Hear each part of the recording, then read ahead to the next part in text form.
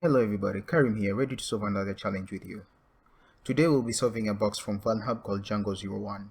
This box was rated as easy by the author, but if you're inexperienced it's going to be medium. The box involved doing recon in order to get a vulnerable endpoint, and the endpoint was vulnerable to command execution. Then you're supposed to look for a configuration file somewhere in the server which contains credentials, and then you read the etc password file to get a valid username for the FTP service. Then you take the username obtained from the etc password file and the password from the configuration file and use them as your login credentials for the FTP service. Once you're logged in, you look for the user.txt file. Without wasting time, let's hop in. The first thing that we're going to do is look for the target IP address, and as usual we're going to use our favorite tool, which is NetDiscover, and we're going to scan our host IP address, which is 192.168.192.23/24. The reason why it is pre-filling it is because I had already run this, and running this we can see that our target IP address is .24. So after getting our target IP address, the next step is to do an nmap scan. We're going to do an nmap -sc -sv -p-, so that is basically to scan all ports, and then we're going to enter our target IP address, which is 192.168.192.24, and then we're going to save our output on nmap.txt. So I have already run this in order to save us time. So as you can see, based on the nmap result, we have port 21, which is open, and port 80, which is also open. So those are the only two ports which are open at the moment. So port 21 is usually running FTP, which is file transfer protocol, and port 80 usually runs HTTP, which is web applications. So the first step, or the first thing that we're going to do after getting the nmap result, is to check port 21 and see if we can log into that port remotely. So what you're going to do is, on your terminal, you're going to type FTP,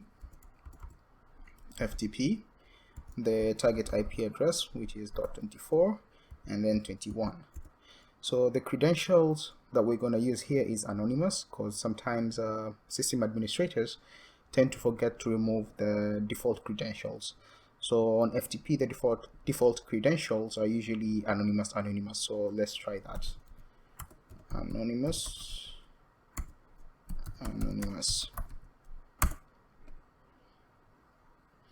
And let's see if we can log in. So as you can see on my screen, that the attempt has failed. So basically that means that the anonymous user has been removed from the system. So let's exit there, and we cannot do anything. So based on our nmap result, as you all can remember, we had port 80, and going through the results, we can see that there is a file that is called site. So let's see what this file has. So let's just navigate to our web browser and type in the target IP address, which is 192.168.192/24, and browse that.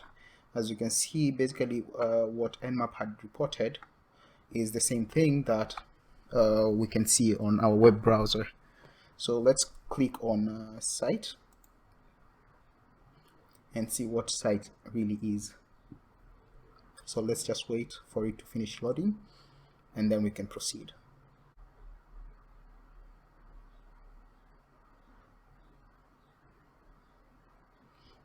So as you can see, the browser has already finished loading the site, and it's a web page.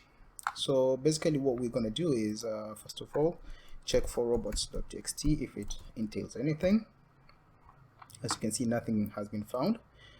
Then we're gonna try and click on all these buttons that are on the website itself.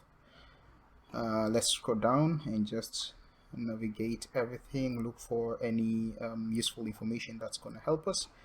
And since I had already run this box previously, well, there is no useful information in this web page. So let's go to the navigation bar. We have the about page, the project tab, and then we have the bus car. So let's click on bus car and see what it entails. Well, nothing has been loaded, but if you look on the URL, you can see the URL looks kind of suspicious. So the first thing that I had initially intended to do or attempted to do was to try command executions. So let's try ls and see if it's going to be executed. As you can see, we've managed to list all the files that are in the server, and one of the files is assets. There is bosky.php, there's css index.html, there's a JavaScript file, and then there's a WordPress directory. So I'm going to tell you that all these files that you're going to navigate through have nothing important. So the next step from here will be to let's just look at the WordPress directory. If you load the WordPress directory, it's going to return to us basically the same website that we've seen previously, but the one with without basically the CSSs and all the design. So it's just a normal page which has not been properly executed with all the CSSs and JavaScript with it. So it wouldn't be anything fancy. So let's just wait for it to finish loading, and then we can proceed from there.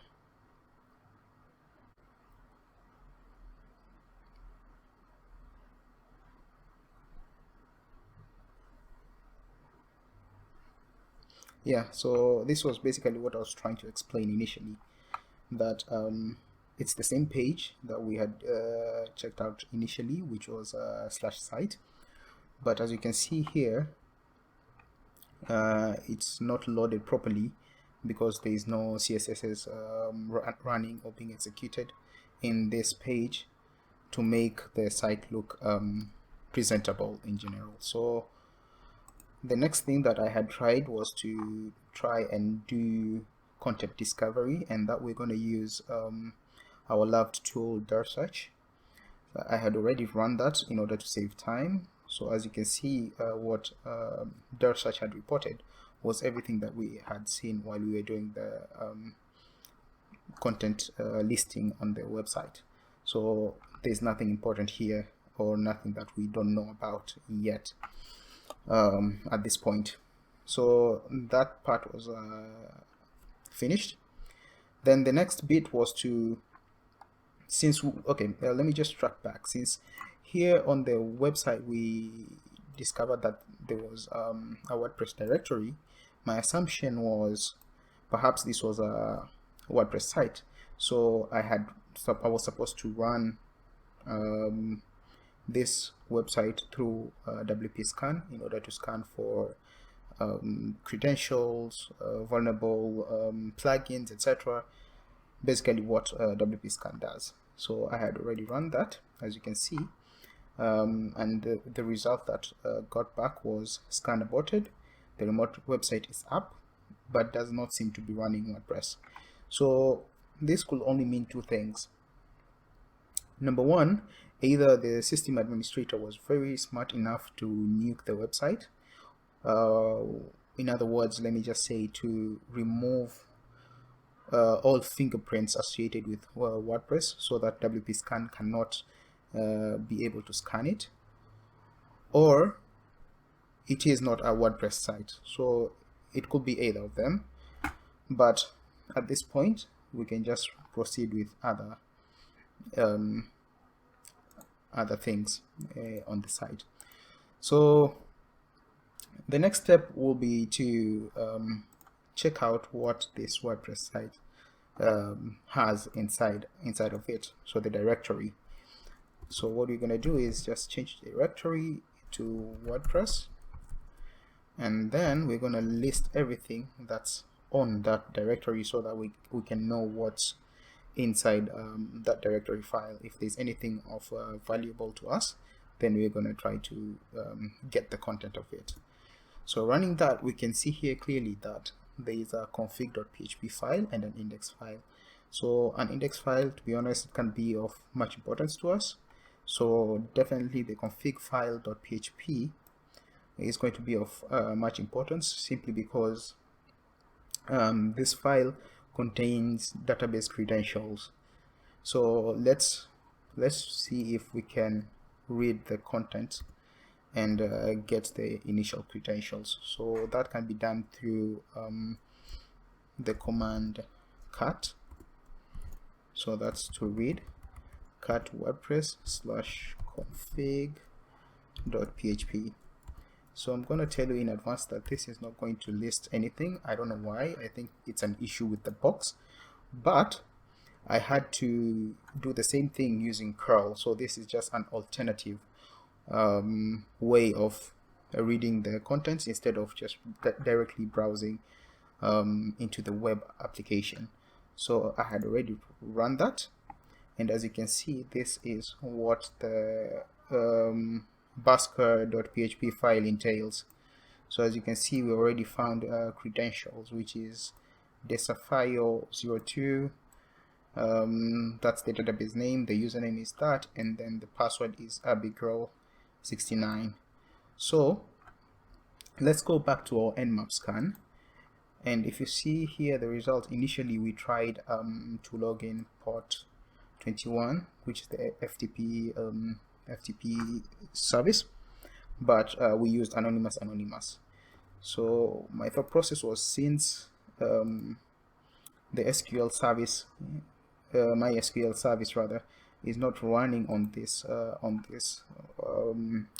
box, so perhaps the username and passwords that are here are gonna work on the FTP service to log in, but unfortunately that didn't work. So the next step will be, let's try and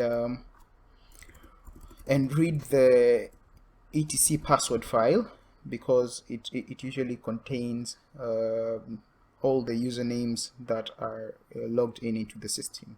So we need to know if there's any other username apart from the one that we found on the MySQL database, and perhaps use that username in order to gain access into the FTP server. So we're going to do that.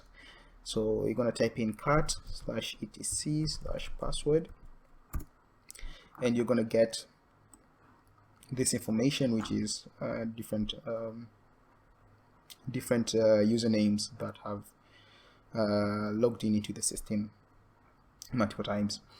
So the next thing that I did was, I didn't like the way the output is in the browser.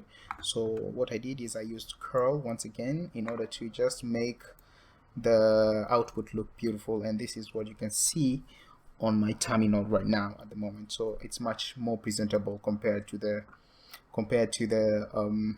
browser. So we managed to find a user called Jangow Jangow01, let's just put it that way.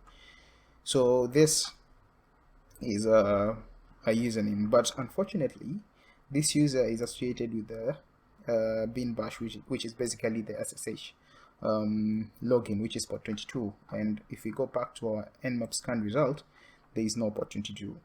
So here my thought process is, a lot of people tend to reuse passwords in different places. That's just human nature,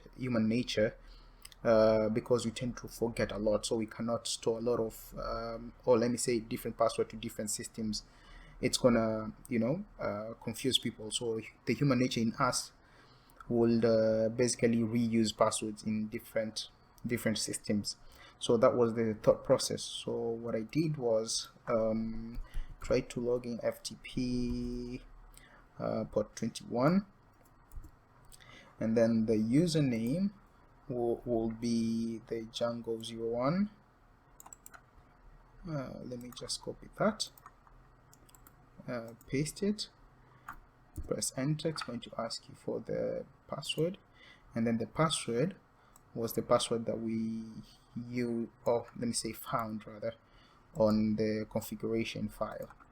So let's just paste that and press enter, and as you can see, we have already logged in. So after logging in here, basically what you're going to do is to try and look for the user flag.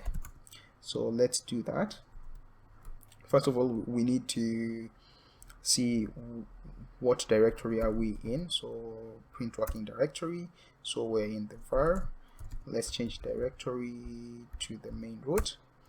Where are we? We're in root. Let's list everything, and then as a majority of CTFs, they put the flags on the home directory. So let's just change directory to home.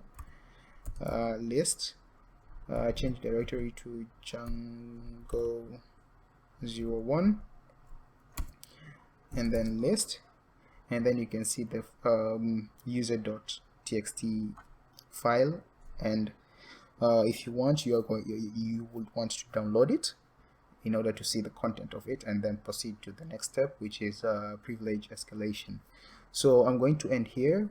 As I said initially on the first video, which I did was called Earth, that most of the challenges that I'm going to do, I'm going to end up here on the user flag, simply because I'm trying to improve on my methodology in terms of how I approach targets in order to get the initial foothold on my target. So saying that, I'm going to end here.